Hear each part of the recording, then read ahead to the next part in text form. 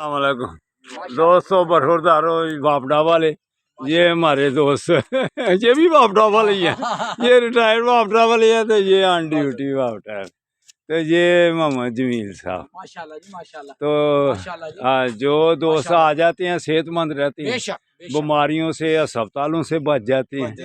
تو دوستوں برخورداروں، آپ بھی آئیں انشاءاللہ تعالیٰ، پھر آپ بھی صحت مند رہیں گے۔ تو کل یوگا گروپ والے آئے نا، تو یہ واپڈا والے مجھے یاد کرا تھے، کل آئے ہیں بھائی یوگا والے، تو آج پھر چھٹی کر گئے آج بھی آؤ، اللہ نے موسم یہ آخری سردیاں جا رہی ہیں، اب گرمیاں آنے والی ہیں، تو پھر آپ نے کہنا ہے اے سی والے کمرے میں چلو، اے سی والے کمرے میں چلو، اے سی ڈھونڈنا۔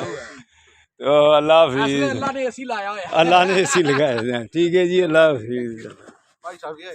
اور زندہ آباد، یہ ہمارے حاجی صاحب باقاعدگی سے آتے ہیں۔ ہاں وعلیکم السلام۔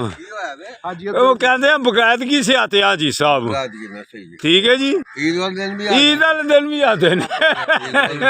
تو 80 سال کی ان کی ایج ہے۔ ہاں جی، ہاں زندہ آباد۔ ہاں جی، 83 ہو گئی ہے؟ اچھا جی، وہ آپ 90 والے بھی ہوتے ہیں پھر ٹھیک ہو جی صاحب، الحمدللہ الحمدللہ۔ تو دوستوں برخوردارو، بوڑھے آدمی بھی آئے ہیں، تو جوان کیوں نہیں آ رہے؟ جوان بھی آئیں۔ اللہ حافظ، اللہ حافظ۔